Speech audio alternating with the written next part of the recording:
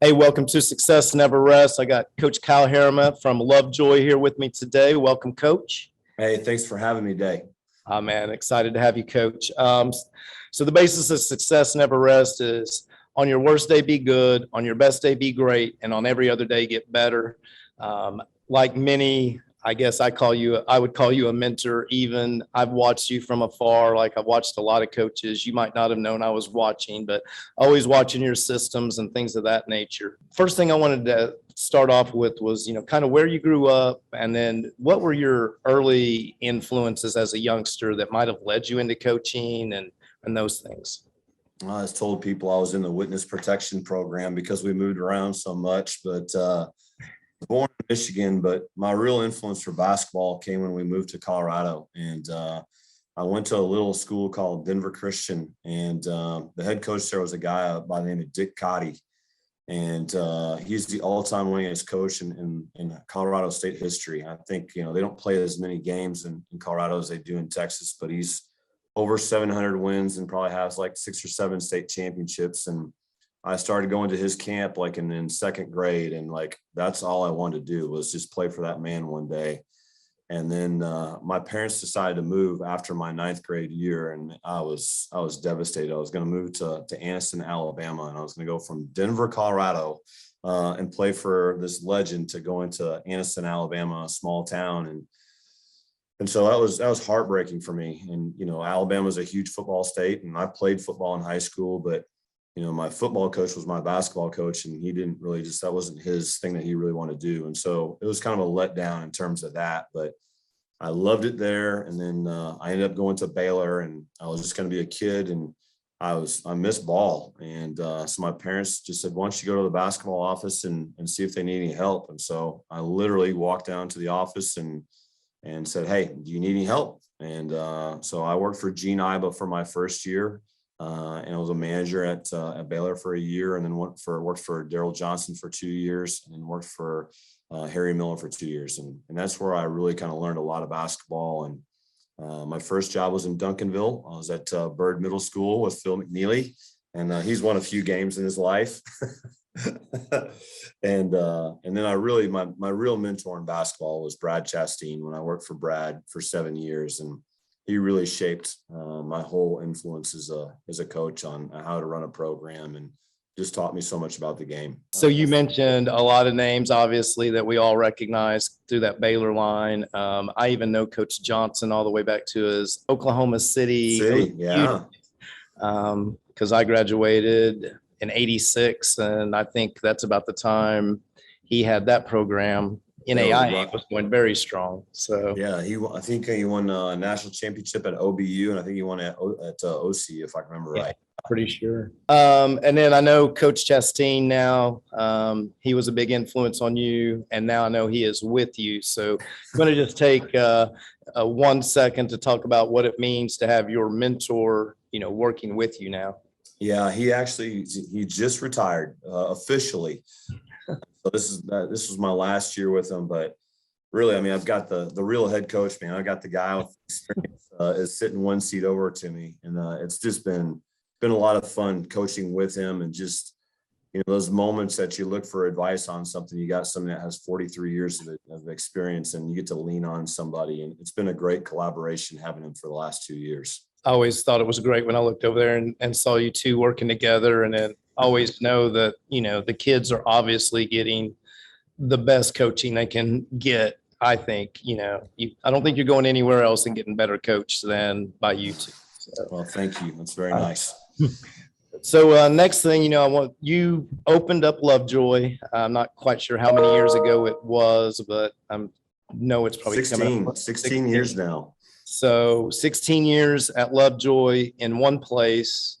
Tell me a little bit about what it's been, what it was like taking over, being able to institute everything you wanted the exact way you wanted. And then now 16 years later, you guys just came off a 32-5 season. I would think that would be obviously not the culmination of what you're trying to achieve, but definitely in the right direction. So can you just talk a little bit about, what that's been like for you and building that culture? Yeah, the culmination is going to San Antonio someday. Yes. That would be the pinnacle. But, you know, the great thing about it is the culture is what we've established. I mean, it's really, you know, some other people have to take over a job and they have to kind of rebuild their culture and whatnot. And so, and I would say our culture has evolved over the years as I've evolved too. And so some things that were really important to me when I was younger aren't as important to me and now as I've gotten older. And I think as you learn from people like yourself and Coach, I mean, you ran a heck of a program. I mean, it was one of the most dominating powerhouse programs in the state. And so you look at what other people have done and go, you know what, I really like what they're doing. So I think it's evolved over time. But, you know, when people come to watch practice, I think they sense what our culture is pretty quickly about what our kids believe in. And I think our kids could even articulate that too, is that they could say, hey, this is what we believe in. I know some people have catchphrases and things. We don't necessarily have that, but our kids would be able to say, hey, this is what we believe in on a daily basis. And it was a struggle early on because we were playing with just varsity, with just freshmen and sophomores on year 2, which was awful. I'm lucky to be alive. But I think when people walk in the gym, they get a sense of what Lovejoy basketball is about. And so what would you point as the most important pillar that, you know, you are teaching and that you want your program to be based on?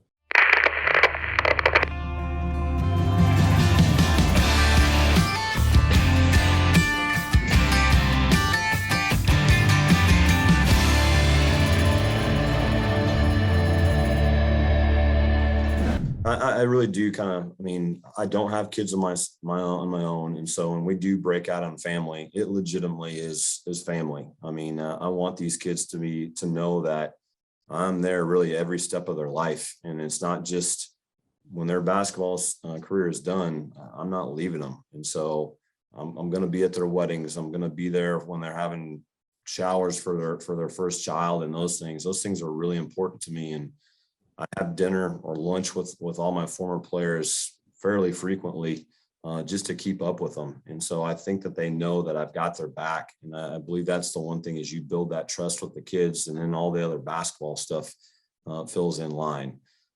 I think our kids are pretty blue collar, even though they're from a white collar community. I really try to preach a blue collar mentality.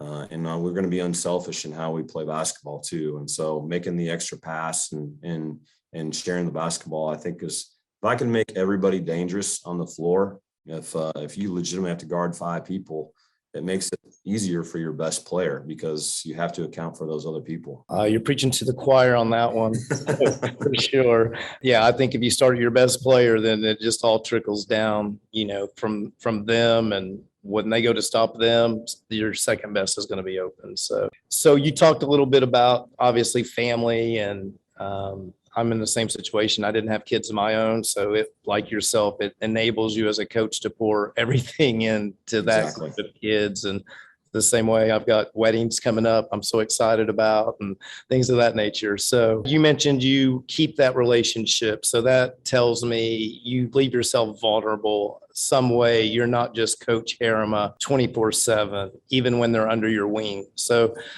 you know, what's some ways that you leave yourself vulnerable to the players so they don't just see this guy that's been at Lovejoy for 16 years. You're basically the Naismith of Lovejoy. So, so, you know, how do you leave yourself vulnerable so they see you more as, but, you know, not as intimidating, I guess. And you know, I go back to, I'd have been scared to death to talk to any of my coaches back in the day too. And there was such a division between the head coach and the player. You are the player, I'm the coach, and we live 2 very separate worlds. And so I think, you know, things that I do, I try to take each one of my varsity guys out for lunch at least one time a year, you know, taking them off campus and just making it his time and us. And we don't really even talk about basketball very often. I'm asking about, you know, how's things with a girlfriend? What are you thinking about college and those types of things? And really kind of maybe even sharing some of the things that I went through as a student that just kind of might help. You know, we just have, unfortunately, you and I are getting older. And so we have a little bit more wisdom to share. And, but I think just having those times where you're spending one-on-one time away from the gym and they're not seen as a commodity, they're just seen as a person. I think those times really help foster that relationship with your kids. Yeah. Kind of goes back to they don't care what we know until they know we care, and all of those things. I know you're huge on self-improvement. I follow you on social media, and I know you take several basketball trips and do different things. So came off a huge season this year. I know you want to obviously build on that. What are some things that you're doing, this summer to improve yourself so that you can then, you mentioned earlier, your program's grown as you've grown. So I'm a firm believer in that. So what do you do? I just wanted to see what you were doing to grow yourself. Well, my new hire is going to be Joey Miller, who played at Dallas Baptist, and his dad, Mike Miller, was the head coach of the Knicks, the interim head coach of the Knicks, and now is with the Wizards. And so really what I want to do from him is he played over in Europe and Australia in the G League. And really what I want to do is pick his brain about some things that, what do you see that was successful for you when you played, especially over in Europe? The game is different over there. So I'd really like to see what I can incorporate from that he's had overseas. And then really his dad's going to be kind enough to share a lot of video. And so taking a look at what we see what could be potentially we can put in our program. And then the next piece of that is looking at our film and seeing what our personnel is going to be for next year. And, I know you're going to talk about systems here in a little bit, but, what can we do to tweak? Because our personnel is going to be different. What can we do different? And how can we take some of the things that we're doing right now and tailor it to our personnel right now? So, we always try, my wife and I try to go on a trip every summer. And one of the things I like to do is I have a buddy who gives me their Synergy account. Yeah. It's like crack for coaches. And so what I like to do is I like to look at the high efficiency thing. They break it down into like categories like excellent or average or poor. So like, for instance, like inbounds plays, I'll look at who's in the excellent category of inbounds and try to just find about 5 or 6. And then I like to basically, as we're on the plane, go through and say, I like this, I don't like this, and just watch those clips and see what we can incorporate into our program for next year. I love that. I loved watching Synergy, seeing a play that was similar to what we were doing, but maybe one little tweak. And, as we were talking earlier, we're getting ready to get into a question I love to ask all coaches is, are you a system guy or are you a players guy? I was a systems guy. I've been doing the same thing. I started, I learned my transition from someone that played for Henry Iba at Oklahoma State. Yep. I learned it in, the early 90s, and I've been running it at Bowman Middle School all the way to my last job at North. Yep. But tweaking it, in between years to match the talent, or maybe something I saw that other people were doing. But anyway, back to you. Are you a systems guy or are you a player guy? Yeah, I think it comes down to both different sides of the ball. So defensively, I am a systems guy, and we're going to do it this way. And I believe, and I have a certain, I have a different kind of athletes than some of my opponents. And in theory, I defensively, I would love to just play a full court man, just get up in your stuff and grind you to I would love to play like Pierce does over at Wiley, or just, James Mays, the way that he puts pressure on the D and just man, I would love to play that way, but I don't have the personnel to do it. So for Lovejoy personnel, we play a system that we're going to play it this way, and it's set in stone. And I think that every kid can do that. Offensively, I've really become familiar with the blocker mover. We went to Virginia a few years ago, and Coach Bennett, I just love the movement of blocker mover. And then within that, tweak some of the things from blocker mover to to tailor it to our personnel. And then I tinker with sets. I love sets. And so I love to tinker with sets from year to year based on my personnel. But definitely a systems guy defensively, and then offensively, it might have to be tailored more to my personnel. Yeah. Okay. No, I think that's a perfect answer. I'm sure you've got a set of offensive plays you like to work off of, or you believe in something, and then the new plays you bring in probably still focus on that same thing, just a different angle. Well, let's move to last season. It was a record-setting season for Lovejoy. You've been there since the start, so I know the culmination is the state tournament.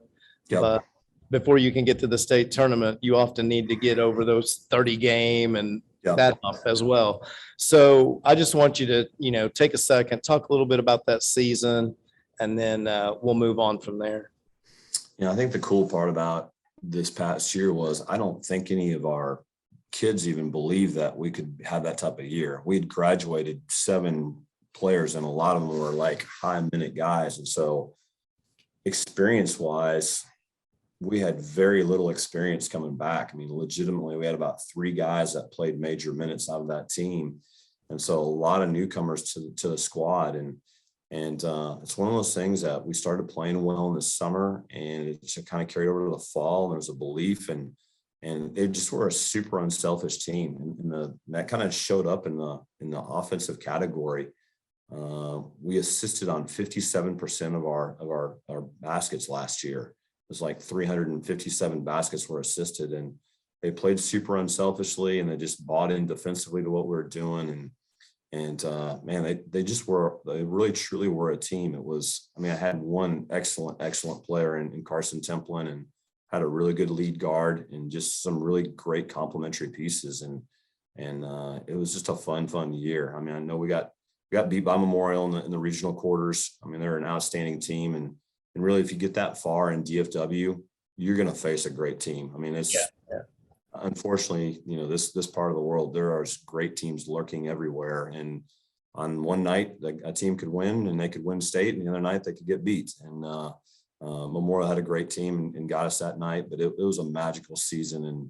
And to do it with my friend, with Brad, in that last year, it was a really fulfilling year. Well, I watched you guys about the same time last year. We spoke down at the TABC Shootout, and I watched you guys play, and I knew you were going to be good. You wouldn't have to convince me. I could tell you guys were going to be something to deal with this year, and obviously you were. You won I believe your 6th district championship in 16 years. I think that's quite an accomplishment, because most people don't realize you started off as, I believe, a 3A program, playing varsity with freshmen and 9th graders, or just freshmen and sophomores. Yeah. So the first year we were just playing a sub-varsity schedule, and then the next year we played freshmen and sophomores, and freshmen, sophomore, juniors. So 6 district titles, and I guess when you talk about with having seniors, I guess like about 13 years of seniors. We'll take about every other year. We'll take that. I think that's a pretty impressive run. Also, considering you've been from 3A to 4A to 5A in that span of basically every 5 years, you've moved up. So, all right, last thing. Obviously, I know you said you lost 7 people from the previous team. You reloaded and came back for a 32-5 season. I know you've got a few of your players back coming in. I saw you play the other night. I still see you got talent lurking out there. So, how are you going to reload after that record-breaking season? I know you've got a new hire. You're going to look at new stuff, but what are you going to focus on? Really, I think it's just, the good thing is we've been playing without my big guy for most of the summer, and he's playing with an EYBL team, and so he's been playing with a lot of that. I don't want to run him into the ground by playing a ton of games. So it's allowed a lot of my newcomers. We graduated a lot this year, and so I got a lot of guys that this is going to be their first varsity season, and so they've been having to play, and we've played some really tough competition this summer. We've played Lake Highlands, and the TABC has not done us any favors in terms of playing, but we've played some really high caliber competition. And so I think my challenge now is we've been kind of playing separately for most of the spring and summer. And so now incorporating our big guy back in there and creating a cohesive group. But that's why you play in the things like the TABC, and that's why you do those things in the fall, as you've got to play. And, we've created a monster in some regards. There's so much money involved in youth sports now that it's a 365. I mean, we probably take off 2 weeks prior to the start of the school year, and we take off the 5 days mandated at Christmas. You probably take a week off at spring break, and other than that, you're probably playing most of the year. Yeah. We just got to have those opportunities to play and gel as a program and see what works for us for this up and coming year. But it's an exciting group. I love my guys that are coming back, and I think we're going to have another really good year. We talked a little bit about, you talked about your guys going out. And so you kind of think your biggest challenge is then bringing them back in together, molding them back into that team concept. That was something I always actually enjoyed. I know a lot of coaches just despise their kids going off and not playing together all the time. I personally, and I want to get your feelings on this, I personally liked my kids to go out and play, obviously, with different groups. I thought it gave them opportunities to possibly, instead of being the 2 on my group, maybe they could be the 3 Yep. or the 1 on another group and things of that nature. So obviously your kids are playing. So can you give me a few thoughts just on, the summer stuff? And Yeah, I mean, I think it's a good thing. I mean, as long as kids are playing, I don't have a problem. I mean, if they want to play more with us, great. If they want to play with somebody else, but as long as they're playing, and I think it's the caliber of competition they play against that's more important to me. Is they're not playing in a tournament that is, watered down. I'd rather have them playing high level competition, and so whatever they can do to get involved with that. And I actually I know some people are scared about sending their kids off to skill people. I love my guys going off to skill people. If they get that extra attention, and we've actually, the high school now has the opportunity to work skills with us now, which is great. But sometimes that individual attention and somebody else saying it a different way resonates a little more with them. So I know that you're doing a lot of skill stuff like that. I mean, there's a lot of really good people now that have great credibility, and that you've got former head coaches, you got guys who have played. It's different. I think our kids can benefit from getting with a skill guy. One of the things I actually do is I list a ton of skill guys down on a sheet, and I list a ton of select teams, and I send it off to my parents and say, if you're looking for a skill guy, this guy is the most expensive. This guy is a student right now. This guy is a post guy. This guy's really good with guards. And so I try to give them a bunch of options. And so if that helps them along with that process, that's what we're going to do. I think that's great, because I think where they do get lost in the mix is not knowing where to go. Everybody's got a great story, but and I was very similar. Obviously, we can't tell our kids where to play, who to play for, and things, but we can obviously hope they get in the right position where they're getting good coaching and things. So I know where you're coming from that angle. Coach, I appreciate it. What time do you play Friday? So we are at 3:45, and I think 8:20, I think are our times. Don't quote me on that right now, but actually I have it right here. Let me look. We play 3:50 versus Houston St. John. So I think they got maybe the top 20-25 player in the state, maybe. And then we play Houston Episcopal, which won TAPS last year, and they're loaded. I think they got a kid going to Houston, maybe. And then on Saturday we play Clearbrook, which they're loaded too. So it's the TABC guys love me. So I used to make my kids go to South Dallas and play as much as possible, because I'm like you. I want to go lose those games against tough competition so I can win them later on in the year. Absolutely. It's not the first rodeo with great talent. So, but you're going into the game with pretty good talent yourself. So your kids got to be ranked top 25 in the state, I'm sure. Well, I appreciate it. Coach, man, I really appreciate you having me on today. It's obviously you've run an incredible program. I love what you continue are doing for the game. I mean, you're passing on your knowledge, and I think the world of you, and you're one of the class guys in the profession. I appreciate that, Coach. So we'll sign off with that. And okay. Don't yet, though. I'm just going to stop recording. I want to ask you some other stuff. Okay.